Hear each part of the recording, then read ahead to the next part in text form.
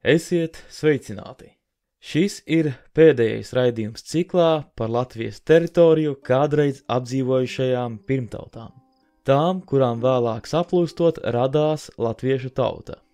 Iepriekšējos raidījumos jau apskatīju sēļus, vendus, kuršus, zemgaļus un lībiešus. Šoreiz laiks apskatīt cilti, no kuras cēlies gan Latvijas valsts, gan tautas nosaukums – latgaļus, sauktus arī par letiem. Latgaļi bija apdzīvotās platības ziņā lielākā Latvijas pirmtauta, un tās teritorijā šodien izvietots nevis viens, bet gan divi Latvijas kultūrvēsturiskie novadi. Atšķirībā no zemgaļiem un kuršiem, latgaļi daudz vieglāk bija gatavi pieņemt jaunienākošo ticību šajās zemēs un sadarboties ar tās nesējiem. Kāda bija latgaļu loma mūsu tautas izveidē? Kādā veidā tie iedarbojās ar citiem spēkiem Baltijas reģionā? Un vai jau toreiz pastāvēja atšķirības starp mūsdienu Latgales un Vidzemes novada latgaļiem? Atbildes uz šiem un citiem ar to saistītiem jautājumiem meklēsim šajā kanālā Laika doma raidījumā. Latgaļu vārda izcelsme. Šīs pirmtautas sakarā mēdz pieminēt divus vārdus – leti un latgaļi. Daži pat domā, ka tās patiesībā bija divas atšķirīgas grupas, tādēļ sākumā vēlētos precizēt šo lietu un noteikt, kuru nosaukumu turpmāk lietošu. Vārds latgaļi jeb letgaļi ir minēts vissenāk 11. gadsimta Nestora hronikā, kur tie minēti kā viena no tautām, kas cēlusies no Nosa dēla Jafeta un dzīvojot pie Baltijas jūras, jeb Varegu jūras. Tur lietotais nosaukums bija Letgola. Pēc tam jau agrā 13. gadsimta Indriķa hronikā pirmo reizi pieminēti abi nosaukumi. Tur latīniski rakstīts Letos qui propria discuntur Lethigalli. Tulkojumā letus, kas īstenībā saucas letgaļi. Pēc tam vēlreiz pieminēti abi vārdi – leti jeb letgaļi. Vēlākos krustnešu un citos vāciešu avotos parasti lieto vārdu leti, taču izskatās, ka tas visdrīzāk ir tikai saīsinājums no letgaļiem, jo Indriķis pats norāda, ka abi šie vārdi attiecas uz vieniem cilvēkiem, un ka pareizāk pat esot lietot vārdu letgaļi. Es ērtības labad un paklausot Indriķa teiktajam, kā esot pareizāk, turpmāk raidījumā lietošu mūsdienās biežāk lietoto vārdu latgaļi. Bet ņemiet vērā, ka vienmēr, kad runāšu par latgaļiem un latgali, es to neatiecināšu tikai uz mūsdienu Latgales teritoriju. Šis vārds sevi iekļaus arī lielāko daļu mūsdienu Vidzemes, kuru arī apdzīvoja latgaļi. Visdrīzāk vārds leti nāk no lībiešiem, kurus krustneši un baznīcas misionāri satika pirmos. Tā lībieši būs saukuši latgaļus, bet vēlāk šis vārds guva lielāku piekrišanu arī vāciešu starpā, lai gan paši leti sevi visdrīzāk būs saukuši par latgaļiem, kā to norāda pats Indriķis un arī agrākā Nestora hronika. Ņemsim vērā, ka abos gadījumos redzama šī līdzīgā vārda sakne – let vai lat.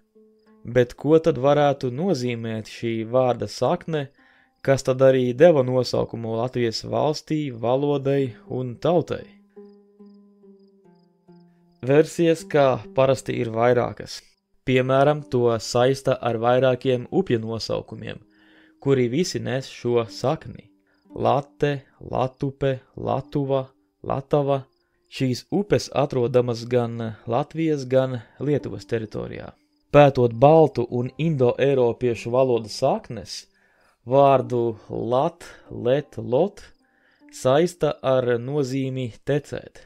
To var salīdzināt arī ar senās grieķu valodas vārdu lathaks, kas nozīmējis piliens. Seno īru valodā latah nozīmējis mitru zemi, arī dubļus. Līdzīgi skanošus vārdus ģermāņu valodā saista ar nozīmi māls.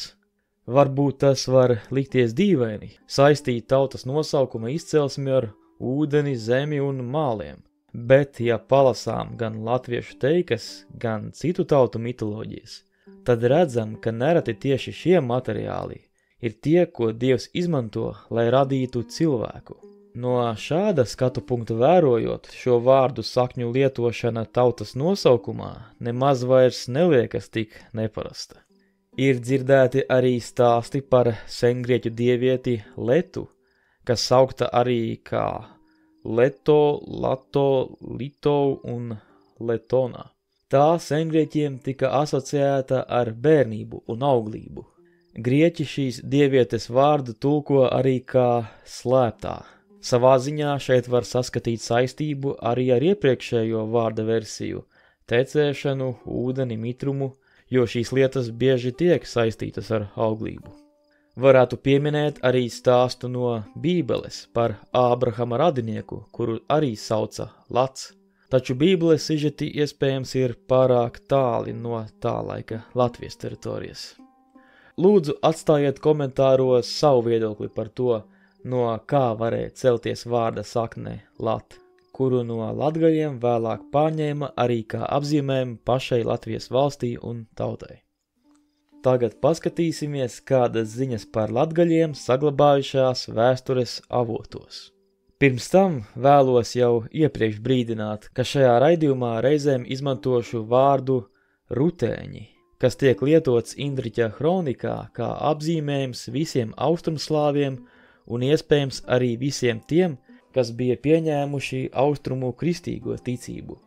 Līdzīgi kā šajā pašā kronikā visi katoļticīgie reizēm tiek saukti par latīņiem, lai gan nevienam no tiem latīņu valoda nav dzimtā, vienkārši šī valoda tiek asociēta ar Romas katoļticību.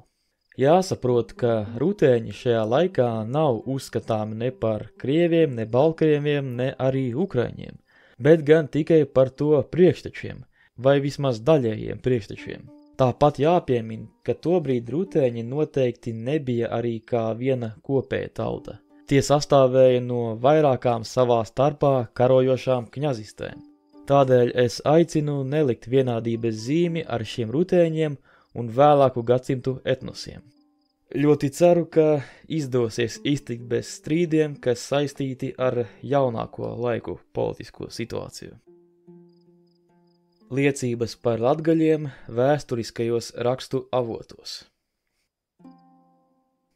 Līdzīgi kā ar citām latviešu pirmtautām, arī pie latgaļiem pirmās liecības nāk no austrumslāvu kronikām un nedaudz vēlāk no katoļu misijas Livonijā un no krustnešu spēkiem. Latgaļu gadījumā no skandināvu avotiem ziņu gandrīz nav. Latgaļi pirmo reizi minēti 1113. gadā sarakstītajā austrumslāvu kronikā Pagājušo laiku stāsts, kur tiek raksturota to aptuvenā atrašanās vieta blakus lietuviešiem, lībiešiem un zemgaļiem. Starp citu, šajā kronikā runājot par vietu, kam būtu jābūt pie latgaliešu teritorijas, minēta arī cilvēku grupa ar nosaukumu narovieši, kas varētu būt alternatīvais latgaļu nosaukums, vai arī kādas kaimiņu baltu cilts nosaukums. Vēlākajā Novgorodas kronikā piemin Novgorodas prinču karagājienus 1111. un 1180. gadā, uz vietu sauktu par Očelu, ko saista ar latgaliešu Atzeles zemi. Tieši nosaukums Latgalija tiek minēta kā uzbrukuma galamērķis no Novgorodas un Veļikie Luki 1200. gadā. Te gan jāpiemin, ka vieni no tuvākajiem kaimiņiem latgaļiem bija Polotskas kņaziste, kurā tajā laikā vai nu neeksistēja tāda rakstības tradīcija kā Novgorodā, vai arī tā ir zudusi. Novgorodas kronikās vairāk pieminētas mūsdienu Igaunijas nekā Latvijas teritorijas. Šajās kronikās tiek minēts arī, ka Tālava un Atzele maksājuši nodevas Pleskavai, kas tobrīd bija Novgorodas sastāvā. Nav ziņu par to, cik lielas bijušas šīs nodevas un cik bieži tās reāli ir ievāktas. Tomēr vēlākā Indriķa kronika arī piemin šīs nodevas, kas liek domāt, ka kaut kādā formā tās noteiktos laikos ir pastāvējušas. Te jāpiemina, ka ziņas no katoļu un krustnešu puses ir daudz apjomīgākas un detalizētākas. No austrumslāvu kronikām parasti ir dotas pavisam īsas ziņas. Piemēram, ziņa, ka tādā datumā noticis karagājiens, kas to vadījis, cik kareivi tur piedalījušies un kāds bijis rezultāts. No tām mēs nevaram gūt ne tik detalizētu informāciju, kā to, kāda parādās, kad par šo zemi sāk rakstīt katoļu baznīcas cilvēki un vācu ordeņa bruņinieki. Tādēļ bieži arī detalizētākās ziņas par austrumslāvu darbību latgaļu teritorijās nāk nevis no viņu pašu pierakstiem, bet gan no šiem Romas katoļu avotiem. Tomēr ir labi, ka ir vismaz kaut kādas ziņas arī no citas puses, jo gadījumos, kad vienus notikumus līdzīgā veidā kaut nedaudz aprakstā abas puses, piedot šiem notikumiem lielāku ticamību. Pirmo reizi latgaļi Indriķa kronikā tiek pieminēti 1203. gadā, stāstot par to, kā Jersikas valdnieks Visvaldis kopā ar lietuviešiem esot ceļā uz Rīgu sagūstījis katoļu priesterus un nolaupījuši lopus, bet vēlāk tie esot atgūti kaujā. Neilgi pēc tā tiek pastāstīts par Kokneses valdnieka Vecekes tikšanos ar vāciešiem un miera salīgšanu, kas gan nesot turpinājies ilgi. Vēlāk tiek stāstīts par rutēņu nodomu kopā ar līviem un rietumu latgaļiem, kas bija vairāk no Tālavas, uzbrukt Rīgai. Pēc kronikā teiktā, lībieši to esot bijuši gatavi darīt, bet latgaļi, kas vēl nebija kristīti, no tā esot atteikušies. Drīz pēc tam līdzīgs scenārijs atkārtojas Polockas kņaza Vladimira mēģinājumā uzbrukt Salaspilī.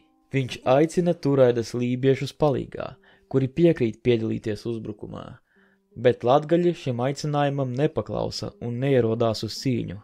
Beigās šis uzbrukums bija nesekmīgs. Misionāru satikšanās ar latgaļiem, jeb precīzāk ar rietumu latgaļiem, kas dzīvoja pie Idumejas zemes, notika jau 1206. gadā. Pēc kronikas ziņām izskatās, ka šie latgaļi kristietību pieņēmuši bez īpašas pretošanās vai nepatikas. Kopumā varētu teikt, ka vairāk uz rietumiem un ziemeļiem dzīvojošie latgaļi, tātad tie, kas dzīvoja Tālavas, Idumejas un iespējams arī Atzeles zemēs, rietumu kristietību pieņēma visai viegli. Par Imēras latgaļiem teikts, ka tie šajā jautājumā izvēlējušies mest lozes, sagaidīdami, ka to dievi došos ziņu vai pieņemt rietumu vai austrumu kristietību. Loze kritusi par labu rietumu katoļiem, un tie šai lozei arī paklausījuši. Papildus tam pieminēts, ka šie latgaļi cietuši no biežiem lībiešu, igauņu un lietuviešu uzbrukumiem, un ka vismaz Tālavas latgaļi vēl pirms katoļu misijas ierašanās esot sākotnēji pieņēmuši austrumu kristietību no Pleskavas. Savādāk bija ar vairāk uz austrumiem un dienvidiem dzīvojošajiem latgaļiem, Koknesē un Jersikā, kur izskatās, ka tie 13. gadsimta sākumā jau būs bijuši lielākā austrumu kristietības ietekmē. Kokneses pils, kurā valdīja Veceke, Indriķa kronikā pat tiek saukta par Rutēņu pili, kas varēja nozīmēt drīzāk šīs pils iedzīvotāju reliģisko piederību, jo vēlāk tiek stāstīts, ka pilī dzīvojušas vairākas etniskās grupas. Bīskapa un ordeņa kontakti ar Kokneses un Jersikas latgaļiem un to valdniekiem ir jau agresīvāki. Sākotnēji Veceke meklē krustnešu palīdzību cīņā pret lietuviešiem, apmaiņā piedāvājot bīskapam pusi no savas zemes. Te gan ļoti iespējams, ka viņu drīzāk uz to pamudināja arī nesenais krustnešu uzbrukums Aizkrauklei, kas arī atradās Kokneses zemē. Taču kronikā šos notikumus tā tieši nesaista. Šī vienošanās tiek noslēgta, un ordenis iesaistās cīņā ar lietuviešiem. Vēlāk gan Vecekem rodās konflikts ar kādu no Lielvardē dzīvojošajiem ordeņa bruņiniekiem vārdā Dāniels, kura vīrus Veceke esot nepamatoti aizskāris. Nav gan minēts tieši kādā veidā. Atriedamies Dāniels ar savējiem vīriem kādā naktī, izmantodams kokneses sargu nevērību, ielauzies šajā pilī un sagūstījis pašu Veceki kopā ar daļu no viņa cilvēkiem. Tomēr izrēķināšanās nav notikusi. Veceke aizvests pie bīskapa, kurš uzzinot notikušo, licis Veceki uzreiz atbrīvot uz iepriekš noslēgtā sadarbības un miera pamata. Viņš arī lika Vecekem un Danielam atmest savas nesaskaņas, apdāvināja Veceki un palaida to atpakaļ uz savu kokneses pili. Bet vēlāk, kad lielākā daļa krustnešu bija beiguši savu noteikto gada kalpošanas laiku Livonijā, bīskaps Alberts ar tiem taisījās doties atpakaļ uz Vāciju un vākt jaunus bruņiniekus, kas būtu gatavi kalpot nākamo gadu. Veceke to uzzinājis, nolēmis izmantot izdevību, kad Rīga ir slikti aizstāvēta un negaidīti uzbrucis vietējiem vāciešiem, vairākus nogalinot. Pēc tam tas sazinājies ar tā laikā Polskas kņazu Vladimiru un saucis to ar kareivjiem palīgā ieņemt Rīgu. Tomēr izrādījies, ka slikto apstākļu dēļ jūrā bīskaps Alberts tomēr nebija vēl aizbraucis. Uzzinādams par negaidīto uzbrukumu, viņš sarunājas ar prom dodošajiem krustnešiem, lai tie tomēr vēl palīdz šajā cīņā. Viņš sasaucis vēl visus Livonijā palikušos vāciešus un lībiešus, un tie sāka pulcēties Rīgā. To uzzinājuši Vecekes un tā sabiedroto spēki nesot vairs gribējuši iesaistīties cīņā, un saprotot, ka nogalināto vāciešu dēļ var būt lielas nepatikšanas, nolēmuši pamest koknesi. Vismaz pēc kronikas ziņām viņi paši esot nodedzinājuši šo pili un kopā ar visu Veceki aizbēguši uz Rutēņu zemēm. Pie kokneses pils nodedzināšanas tiek pieminēts, ka tur dzīvojošie latgaļi un sēļi tiem nav sekojuši, bet tikai devušies uz savām slēptuvēm mežā. Tātad kronikā tiek cieši nodalītas šīs trīs grupas, kas apdzīvojušas koknesi. Latgaļi, sēļi un iespējams arī šie rutēņi. Iespējams arī, ka par rutēņiem varēja tikt saukti arī kādi no latgaļiem un sēļiem, kas bija pārgājuši austrumkristīgajā ticībā.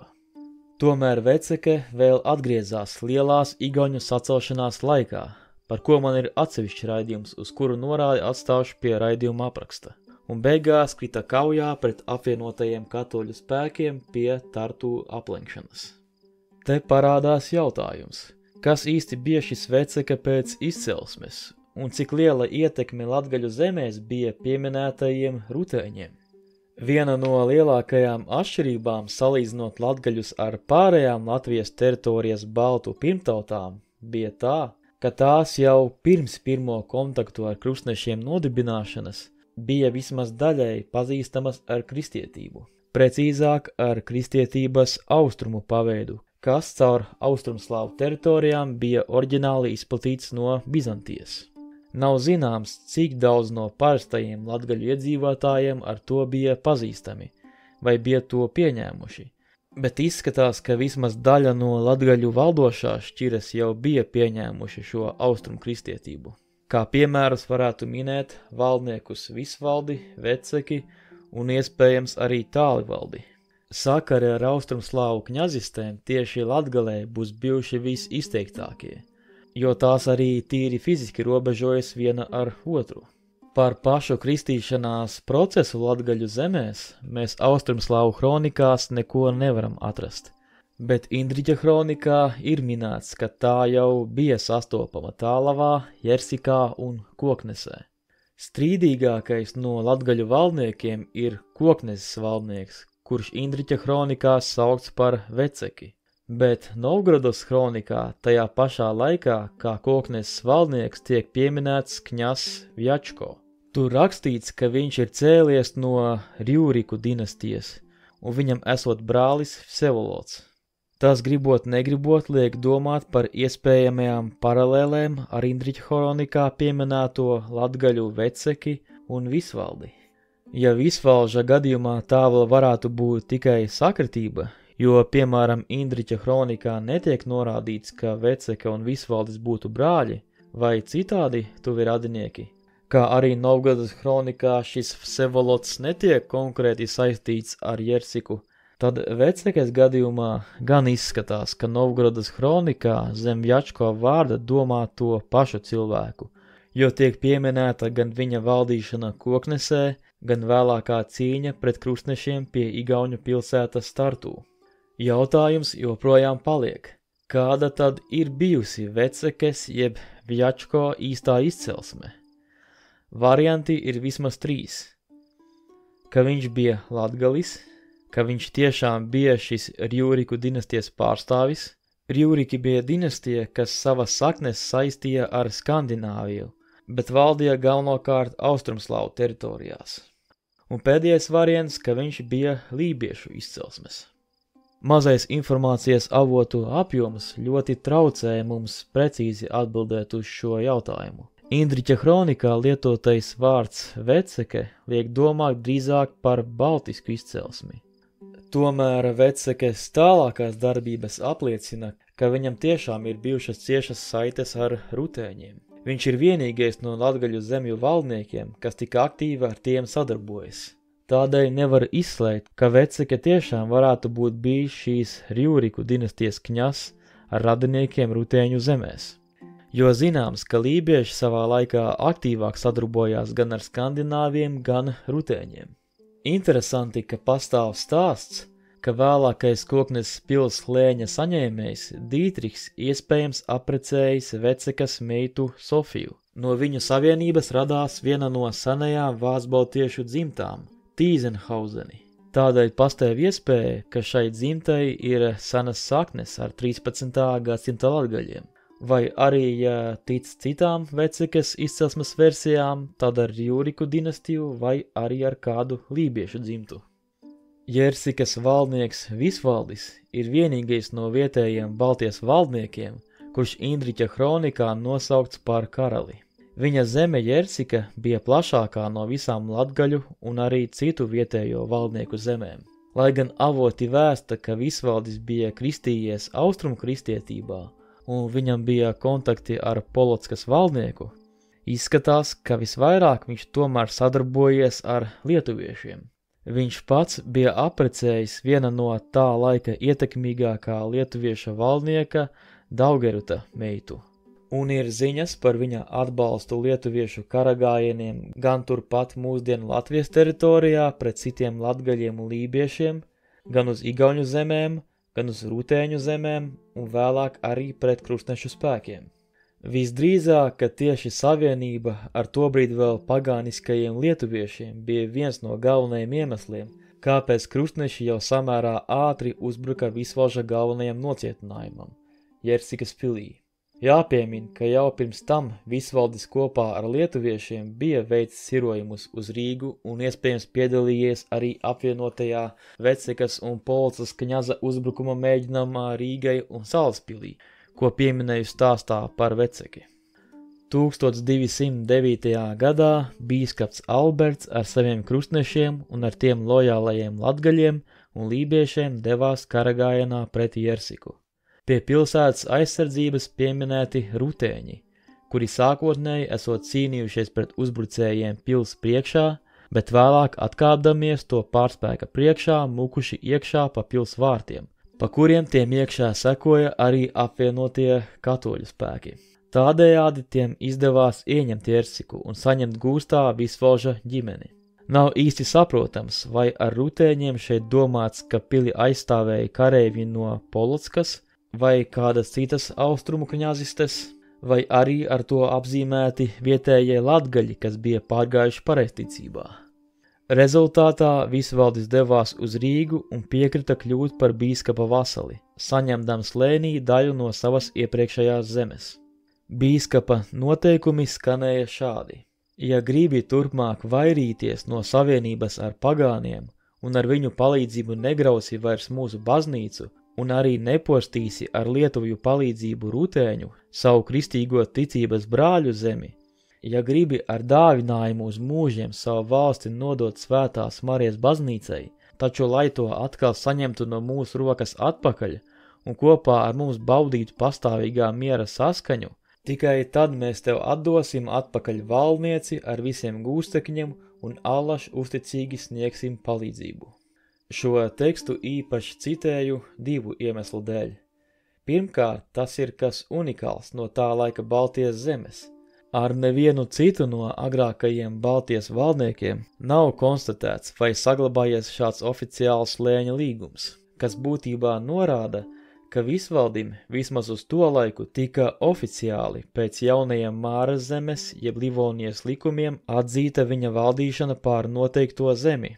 Iespējams, ja visvaldim būtu paveicies un viņam būtu izdevusies prasmīgāka diplomātija ar saviem kaimiņiem, tad tas varētu būt līdzis pamatu vismaz daļējai Livonijas zemju varas saglabāšanai to agrāko vietējās izcelsmes valdnieku rokās.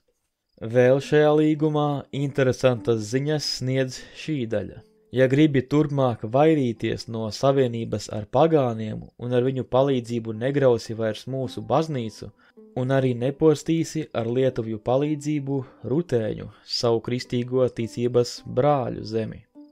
Tātad šeit Rutēņi tiek norādīti kā visvalža ticības brāļi, jo viņš bija pieņēmis to ticību, bet ne kā fiziski brāļi, kas liek domāt, ka visvalža izcelsme nebija no Rutēņu zemēm, bet gan no vietējiem cilvēkiem, visdrīzāk latgaļiem.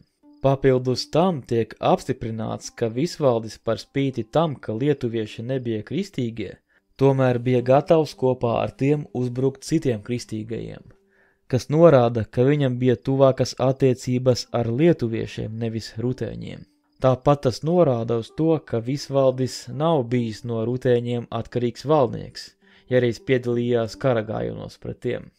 Tālāk kronikā par visvalža atbildi teikts, un deva solījumu, ka turpmāk atklāšot tam visus rutēņu un lietuvju ļaunos nodomus. Tad viņam tika atdota atpakaļ valdniece līdz ar pārējiem gūstekņiem, un viņš priecīgs atgriezās savā zemē, sasauca savus ļaudis, kuri bija aizbēguši un sāka no jauna celt pili.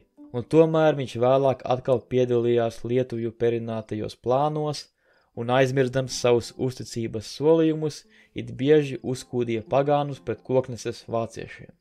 Par visvalža tālākajām gaitām zināms maz. Pēc 4 gadiem visvalža sievastēvs Daugerūts veda karagājienu uz Tālavu un Lielvārdi. Šī karagājiena laikā Daugerūts tika sagūstīts un ieslodzīts Cēsu pilī, kurā it kā izdarīs pašnāvību. Nav droši zināms, vai visvaldis tiešām atbalstīja šo uzbrukumu, bet tas tiek vēlāk izmantots kā iegans, lai krustneši atkal uzbruktu Jersikai, jo visvaldis nesot turējis savu solījumu nesadarboties ar lietuviešiem. Par to rakstīts tikai tas, ka visvaldis vienkārši valdīs savā zemē, neilcies par bīskapu nezinis, bet vairākas reizes esot sniedzis padomus un palīdzību lietuviešiem. Uz to pamatojoties 1214. gadā Kokneses bruņinieki ieņem Jersiku un to izlaupīja. Pēc tam nākamajā gadā šie paši Kokneses bruņinieki ar saviem vasaļiem atkal devās uzbrukumā Jersikai. Šoreiz visvaldis šķiet bija kādā veidā uzzinājis par viņu plāniem, jo jau laicīgi pasauca palīgā savus lietuviešu sabiedrotos. Pēc tā, lai gan krustnešiem izdodas iebrukt Jersikā, tiem vēlāk pretī ierodās tik liels lietuviešu karaspēks, ka tie bēg, bet beigās vienalga lielākā daļa šo Kokneses vācu bruņinieku tiek nogalināti. Tālāk zināms vienīgi, ka visvaldis mēģināja sarunāt atgriezt daļu no savas agrākās zemes, bet šķiet šīs sarunas bijušas neveiksmīgas. Zināms tikai, ka 1230. gadā viņš savā zemē pie Līksnas upes atļāvis nodibināt katoļu sludinātāju misiju.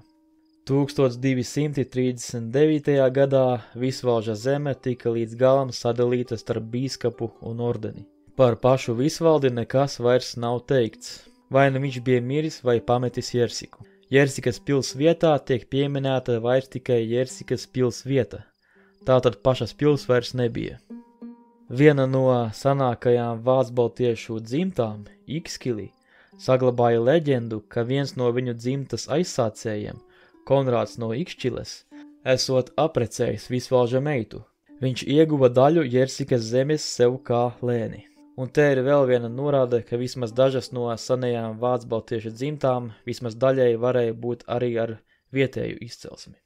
Pastāv versija, lai gan par to nav tiešu norāžu un to nevar īsti pierādīt, ka visvaldis beigās būs pārcēlies uz Lietuvu.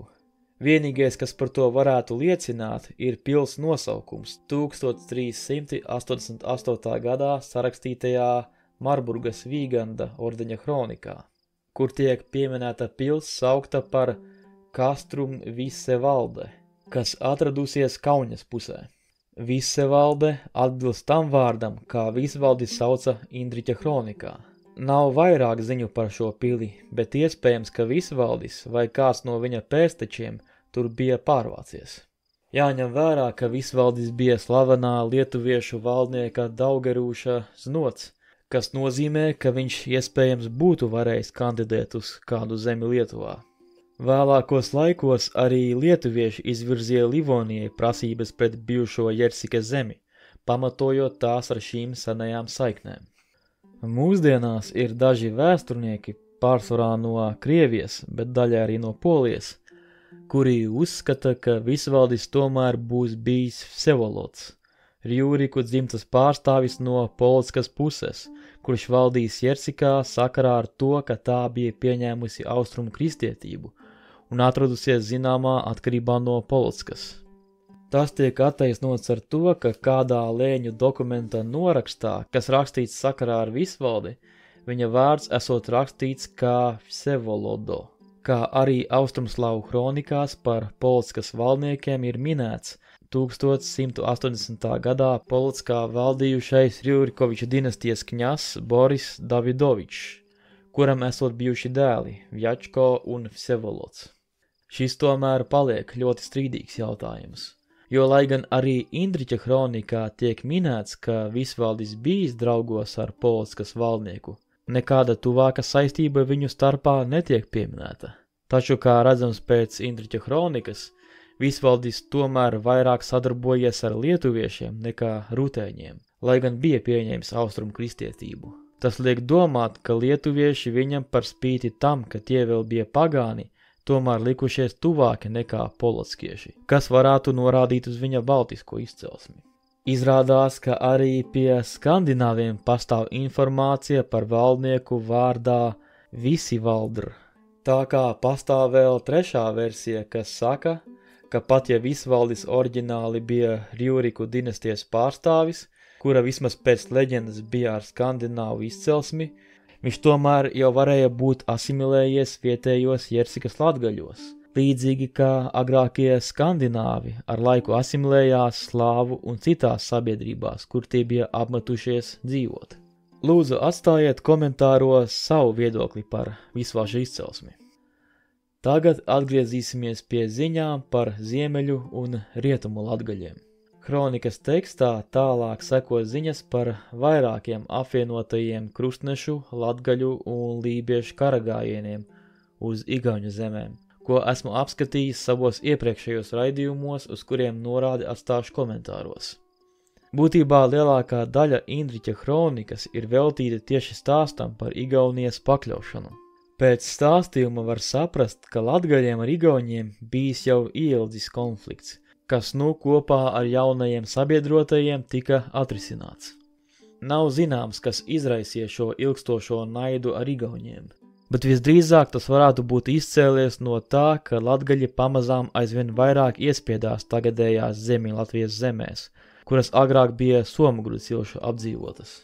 Kronikā minēts Tālavas valdnieks Tālivaldis, kas gan Indriķa kronikā saukts par Thalibaldus, kas nozīmē, ka viņa patiesais vārds varētu būt bijis nevis Tālivaldis, kā tas mūsdienās visbiežāk minēts, bet gan Tālibaldis. Vārds Baldis varētu būt saistīts ar vārdu belst, sist. Vēl kopā ar Tālivaldi pieminēti latgaļu vadoņi Satekles Rūsiņš un Autines Varidots, kuri visi kopēji noslēdza militāru savienību ar ordeņa spēkiem. Visdrīzāk viņi tik viegli izvēlējās sadarboties ar jaunienācējiem tādēļ, ka tobrīd bija militāri apdraudēti no visām pusēm. Rietumos no lībiešiem, kas ap to laiku arī bija kļuvuši par ordeņa sabiedrotajiem, ziemeļos no jau minētajiem Igauņiem, austrumos no rutēņiem, kuri uzbruka latgaļu zemēm vismaz no 12. gadsimta sākuma, un dienvidos no lietuviešiem, kuriem iespējams palīdzēja arī Jersikas latgaļu valdnieks Visvaldis.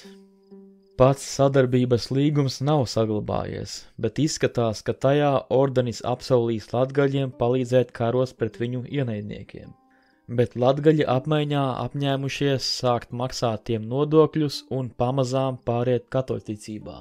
Iespējams, ka kaut kas līdzīgs šiem tālvas latgaļiem pirms tam ir bijis noslēgts arī ar Novgorodu vai Pleskavu, jo vismaz daļa no tiem bija pārgājuši pareizticībā un iespējams maksāja nodevas. Visdrīzāk ordeņa piedāvātie nosacījumi tālaviešiem ir likušies izdevīgāki, un viņi ordenī saskatījuši mazākus draudus, kā arī iespējamos iegūmus.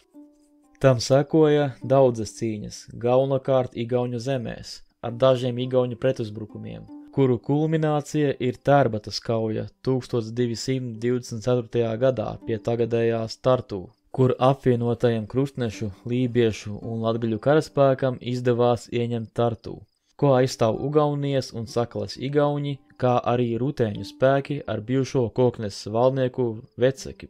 Rezultātā bīskaps un ordenis nostiprināja varu lielākajā daļā Igaunijas. Pēc šīs kaujas rutēņi un lietuvieši noslēdz mieru ar ordeni un bīskapu. Latgaļu zemes tiek iekļautas Livonijas zemē, kur galvenā teikšana jau bija bīskapam un ordenim.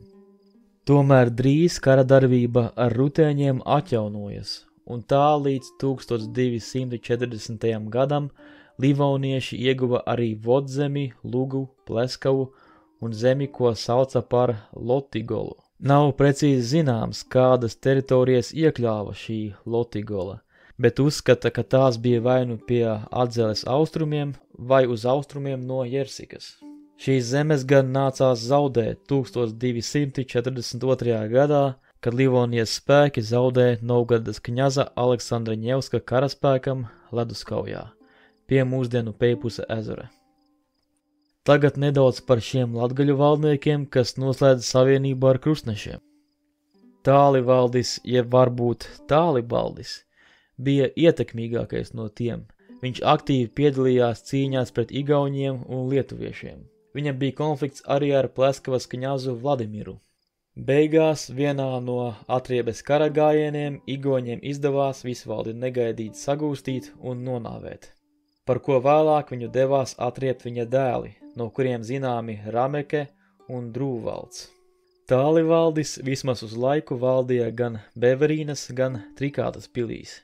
Šķiet, Tālivaldis būs bijis visuzticīgākais krustneša sabiedrotais no visiem pārējiem latgaļu valdniekiem. Nav ziņu, ka viņš būtu iesaistījies kādos konfliktos pret tiem. Satekles Rūsiņš kronikā ir saukts par drošsirdīgāko no letiem. Viņam bija zemāks valdnieka rangs nekā Tālivaldim, bet tam ir bijusi sava karadraudze. Rūsiņš to vadīja vairākos karagājienos Igaunijā. Atšķirībā no Tālivalža viņš piedalījās vienīgajā kronikā pieminētajā Ziemeļlatgaļu sacelšanās mēģinājumā kopā ar līviem pret krustnešiem. To sauc par Autines sacelšanos. Latgaļi tajā piedalījās, jo uzskatīja, ka vācieši pārkāp viņu tiesības pret zemi un pret viņu bišu kokiem. Lai gan šīs sacelšanās laikā latgaļi un lībieši gala galā zaudēja, latgaļiem tomēr izdevās atgūt savus bišu kokus, kas norāda uz to, ka viņi bija spējīgi cīnīties par savām tiesībām arī jauno vasaļu attiecību statusā. Rūsiņš šīs sacelšanās laikā mira. Tālivalža dēls Rameka ir pēdējais no Tālavas valdniekiem, kas minēts vēl 1224. gadā pie Tālavas sadalīšanas līguma. Tomēr arī pēc tam, lai gan latgaļi zaudēja savu politisko neatkarību, tie tomēr turpināja spēlēt savu lomu Livonijas vēsturē. Tā 1279. gadā tiek minēta latgaļu karotāju vienība, kas devusies palīgā ordenim. Tie nesuši sarkanu karogu, kam vidū balta josla bija, kas, kā zināms, tālā nākotnē kļuva par visas Latvijas karogu. Šis ir vienīgais baltu cilšu karogs, kas pieminēts Atskaņu kronikā. Tāpēc domājams, ka tam tiešām varēja būt īpaša nozīme tā laika sabiedrībā. Tas, protams, nebija kā karogs visai tā laika Latvijas teritorijai, bet gan drīzāk tikai teritorijai ap Cēsīm. Interesanti, ka tieši Cēsu apkārtnē radās arī īpatnēja brīvzemnieku grupa, kuru sauca par Cēsu līviem. Tiem bija sava veida neatkarība savos īpašumos, kuri tiem piederēja. Uz viņiem attiecās īpašs oficiāli noslēgtu tiesību kopums, un tiem pat piederēja zemes gabali tā laika Cēsu pilsētā. Būtībā viņi bija kas līdzīgs kuršu ķoniņiem Kurzemē, tikai vidzemē. Vārds Cēsu līvi gan liek jautāt, kāda gan viņiem saistība ar latgaļiem, ja reiz ir šis nosaukums līvi. Problēma ir tajā, ka mums nav tiešu liecību, kā runājuši šie brīvzemnieki. Taču ir saglabājušies to māju nosaukumi un vārdi, kas vairākos gadījumos izklausās tīri latviski, nevis lībiski. Piemēram, īpašumu dokumentos no viņiem ir pierakstīti šādi māju nosaukumi.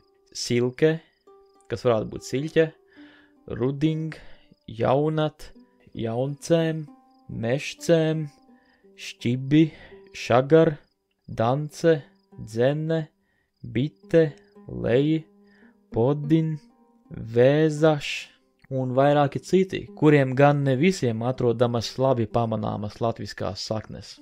Šo cilvēku 1689. gadā sūtītajā vēstulē Zviedru vidzemes domēņu valdes priekšniekam, kā iesniedzēji minēti cilvēki ar vārdiem Hansis, Jēkabs, Jānis, kas gan pierakstīti šo vārdu sanākās formās.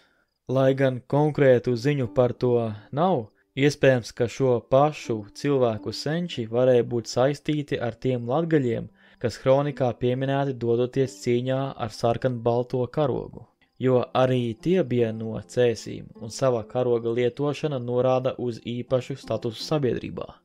Pēc Indriķa kronikas sanāk, ka 13. gadsimta Cēsīs, kuras toreiz sauca par Venden, dzīvojuši vendi un latgaļi. Kā liecina arheoloģiskie atradumi un daļa vietvārdu, vendi visdrīzāk bija ar somogru izcelsmi, tātad ar līdzīgu valodu un paražām kā lībieši, no kā arī varēja celties šis nosaukums Cēsu līvi. Taču vismaz vērtējot šo pašu cilvēku vēlākos māju nosaukumus, kurus jau šeit minēju, izklausās, ka viņi būtu varējuši runāt arī valodā, kas līdzīga latviešu valodai. Tā kā ļoti iespējams, ka šos Cēsu līvus veidoja gan vendi, gan latgaļi, kas, kā zināms, uzturējās Cēsu apkārtnē. Visdrīzāk šie vendi drīz asimilējās latgaļos, jo to īpašumos reti sastopami somogru izcelsmes vārdi, bet pats vecais nosaukums Cēsu līvi saglabājās, līdzīgi kā arī ar pašu Livonijas valsti, kas tā tika nosaukta ņemot pirmo vāciešu satikto cilvēku nosaukumu šajā zemē – lībiešus, lai gan šie paši cilvēki nebūtu neveidoja lielāko iedzīvotāju skaitu topošajā Livonijas zemē. Cēsu līvi savas tiesības sāka zaudēt pēc lielā posta, ko nesa Ziemeļu karš, un to pavadošais mēris un bats 18. gadsimta sākumā, kas īpaši smagi skāra tieši vidzemi. Potenciāli latviskas izcelsmes vārdi sastopami arī citos dokumentos jau tuvāk Rīgai, piemēram līgumos par bišu koku uzstādīšanu vai par meža zemju dalīšanu. Livonijas statūti paredzēja šo īpašo brīvzemnieka statusu. Domājams, šādu cilvēku bija vairāk nekā tikai minētie Cēsu līvi, bet par citiem gadījumiem ziņu saglabājies pavisam maz.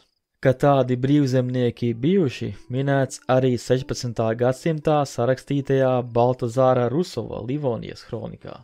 Tāpat vismaz līdz 16. gadsimtam vietējie iedzīvotāji veidoja arī lielāko daļu armijas vienību sastāva, kuras aizstāvēja Livoniju. 13. gadsimtā liela daļa latgaļu izvēlējās sadarbības ceļu ar ienākošajiem katoļu ticības nesējiem. No mūsdienu skatu punkta tas var likties muļķīgi vai pat kā nodevība, bet jāņem vērā viņu sarežģītais tā brīža stāvoklis, kad kara darbība notika gandrīz no visām to kaimiņu zemļu pusēm. Ļoti iespējams, ka no šo notikumu atsaliecinieku skata punkta savienības noslēgšana ar jauno spēku nelikās nemaz tik slikta doma. Nevar noliegt, ka šīs savienības rezultātā vietējie iedzīvotāji diezgan ātri zaudēja notiecošo politisko stāvokli savā reģionā.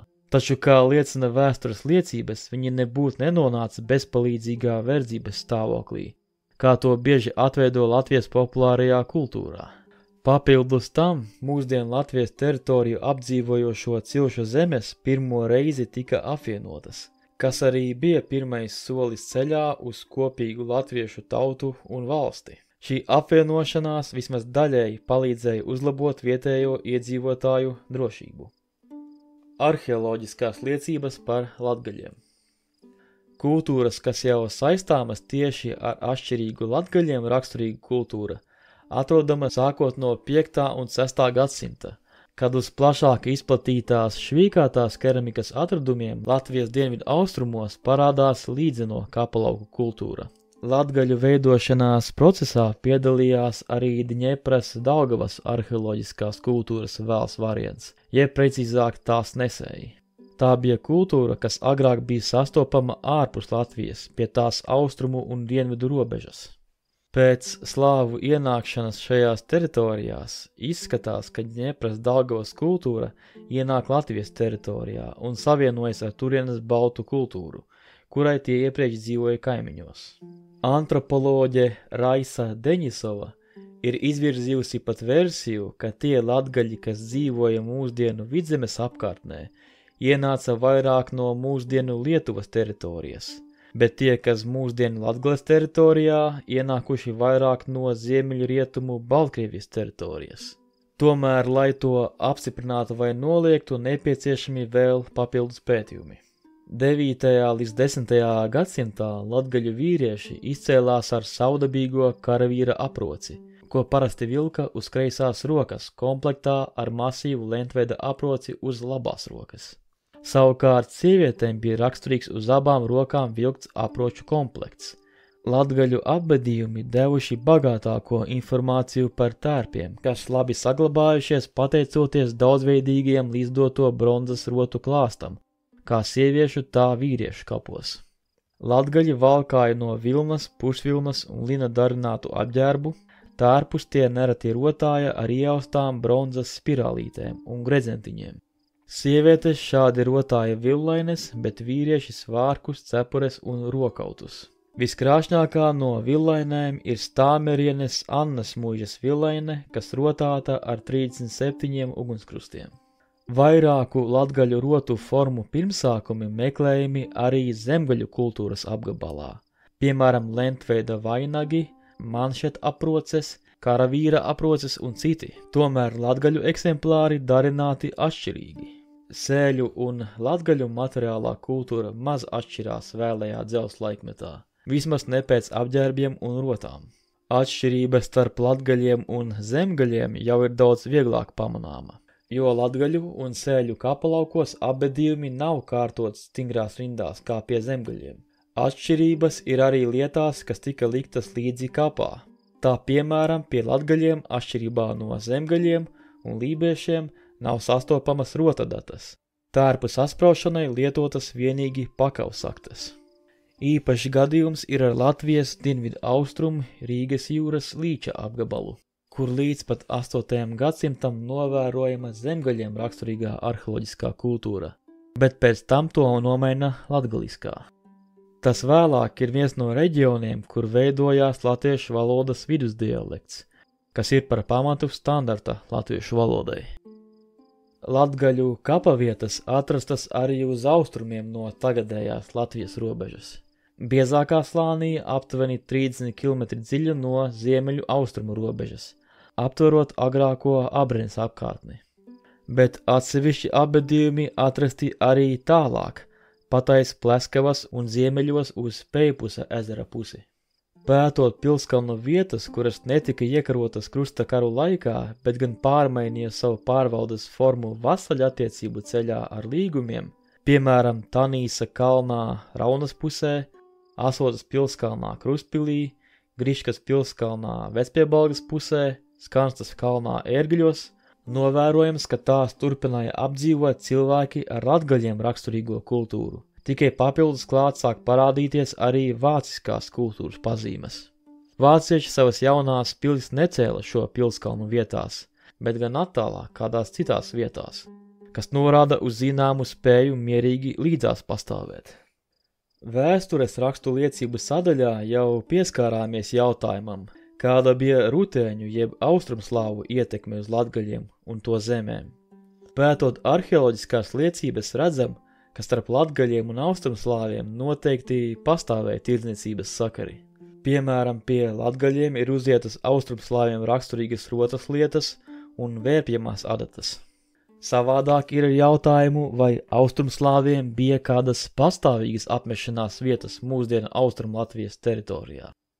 Pētot pēc kapu vietām, varam runāt par kādiem saurupiem apbedījumiem, visizteiktāk mūsdienu Krāslavas novada apkārtnē, taču vismaz līdz šim nav izdevies atrast masu apbedījumu vietas, ko varētu saistīt ar austrumslāvu kultūru. Tāpat, pētot Kokneses un Jersikas pilskalnus, nav izdevies atrast nekādas austrumslāvu kristietības baznīcu pēdas, lai gan pēc kronikās atrodamās informācijas varētu padomāt, ka vismaz šajos divos pilskalnos tādas varētu būt bijušas. Protams, nevar izslēgt, ka tās varēja tikt iznīcinātas tādā mērā, ka vispār nav atrodamas, bet līdz šim vienīgais, kas arheoloģiskajos izrakumos liecina par austrumslāvu kristietības klātbūtni Latgalē 12. gadsimtā, ir apbedījumos atrastie krustiņi.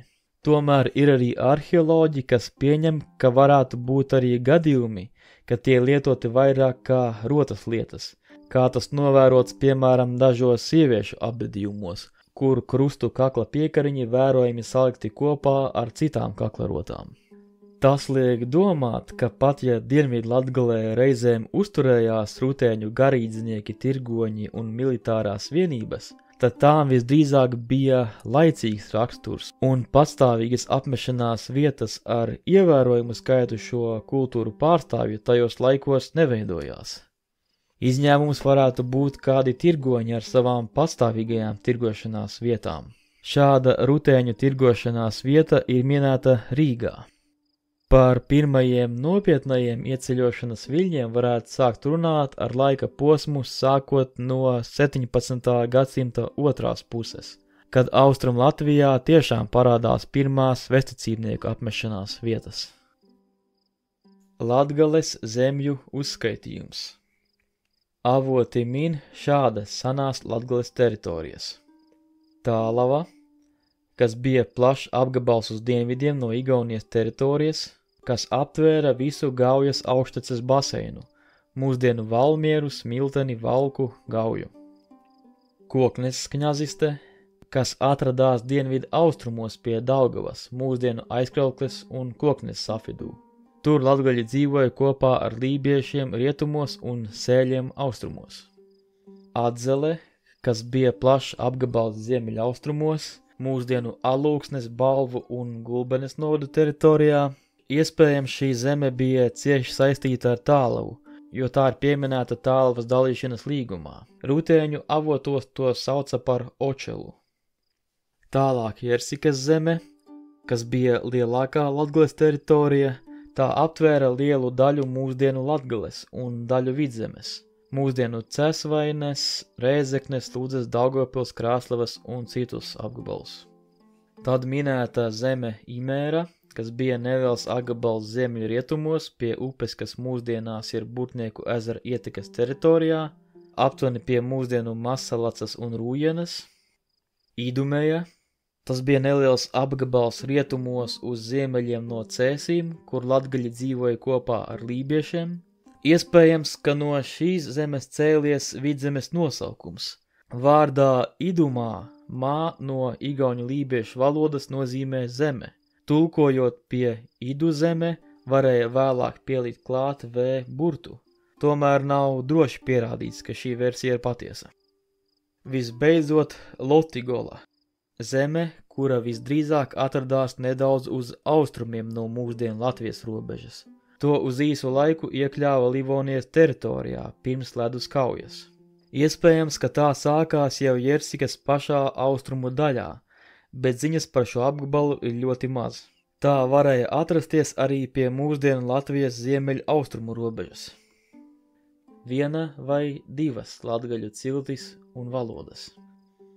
Viens no grūtākajiem jautājumiem latgaļu sakarā ir par to, vai atšķirības starp Vidzemes latgaļiem un Latgales latgaļiem ir jau ar ļoti senām saknēm, vai tomēr tās parādījās tikai vēlāk, kad abi reģioni 16. gadsimta beigās varas maiņas rezultātā tika sadalīti. Jeb to, vai latgaļi jau 13. gadsimtā bija ar vismaz diviem līdzīgiem, bet tomēr atšķirīgiem valodas paveidiem.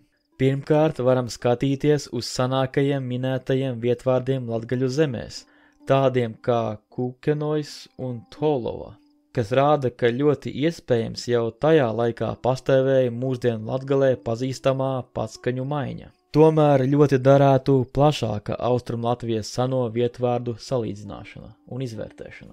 Kā vēl viena norāde uz valodas atšķirību senāko izcelsmi ir tas, ka ir dažas teritorijas, kuras palika ārpus atdalītā Latgales reģiona 16. gadsimta beigās. Taču tajās vienalga novērojamas stipras augšzemnieku dialekta iezīmes. Kā labākais piemērs tam ir Alūksnes un Sēlies teritorijas, kurās vismaz vēl nesenos laikos bija novērojams nedziļais augšzemnieku dialekts.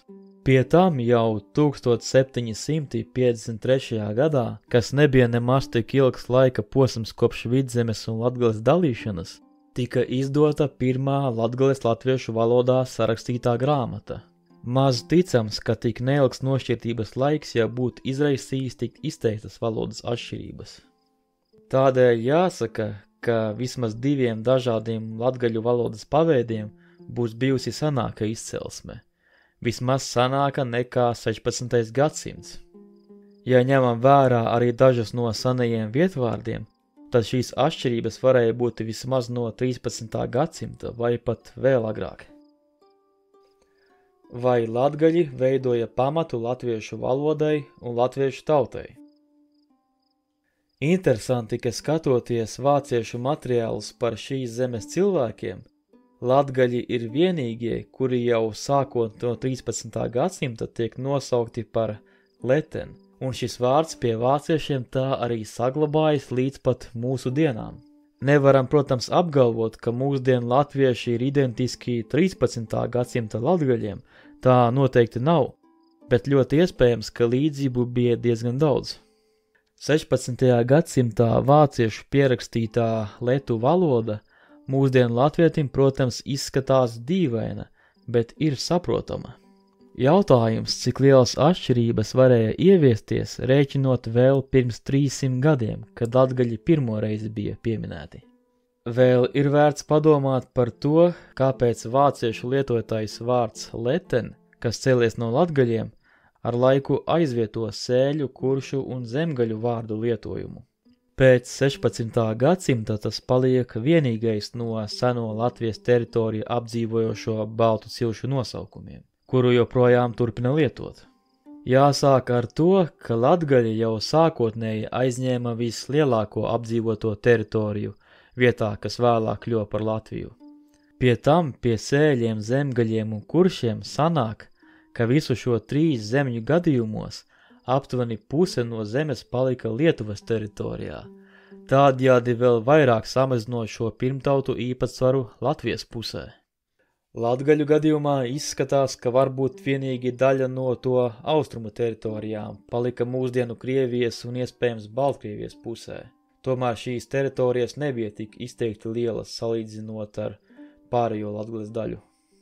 Nākamais faktors ir tas, ka latgaļi mazāk pretojās kristietības ieviešanai un izvēlējās sadarbošanās ceļu, kamēr kurši un zemgaļi vēl diezgan ilgi izrādīja pretestību, kā rezultātā šīs zemes nesa lielākus dzīvā spēka zaudējumus.